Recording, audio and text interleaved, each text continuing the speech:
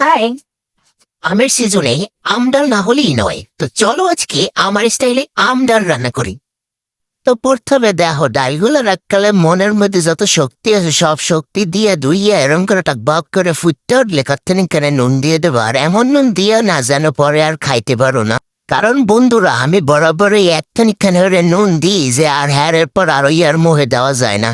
তো এখন দেখো এই যে আম ফালি করে সুন্দর করে ধুইয়া কাটতে লুইয়েছি, এই আম দিয়ে দিমু, কারণ আমি আর আম আস্তা রাখবো না। এর লেগে ডাইল গোড়ার আগেই সব আমগুলারে দিয়ে দিছি ডাইলের মধ্যে, আর লবে কিছু কাঁচামরিচও দিয়ে দিছি যেন একেবারে টক আর ঝাল একেবারে গল্লা মিলামিশে এক হয়ে যায়, কারণ আমার টক ঝাল খুবই পছন্দের একটা জিনিস। এরপর দেখো এনে কতগুলা পেঁয়াজ কাটতে রাখছি, এবার রসুন কাটতে রাখছি, মানে কুচি কুচি হরছি, আর কাঁচামরিচ যা কাটছি অন্য তরকারির লেগে ওর দিকে নজর দিও না।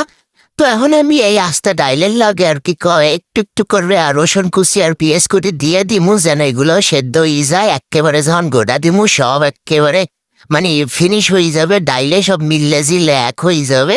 তাই এরপর এখন দেখো কি হয়েছে, ডালটা সেদ্ধ হয়ে গেছে। আর এটা বসবা কেমনে ডালটা, ওই দেখো মাঝখান দেখালে মানে ডালটা যেরম আনলে আর কি হেরম তো নাই, এখন এটা আবার না বোঝার কি আছে। তাই ও কেন কথানি কেন হলদির গুঁড়ি দিয়ে দেবা, হলদির গুঁড়িটা দিলে ও সমলক্ষ একটা কালার আই পড়ছে বন্ধুরা। এখন দেখো কি সুন্দর করে একটু নাড়াচাড়া করে দিতে আসি, আর আমগুলা দেখো সেদ্ধ হয়ে গেছে। এখন কালার ডাক্কালে অস্থির আই পড়ছে। এখন একখান সুন্দর ডাল ঘুটনি লবা, এই ডাল ঘুটনি দিয়ে একবারে জন্মের মতো ঘুটবা, এককালে ঘুরতে ঘুরতে ঘুরতে ঘুরতে আম কাঁচামরিচ একালে সব ফিনিশ করে লাইছি। যাই দেখো বন্ধুরা এখন একটু তোমাকে লাইব্রে দেখাই, সব এককালে ফিনিশ হয়ে গেছে।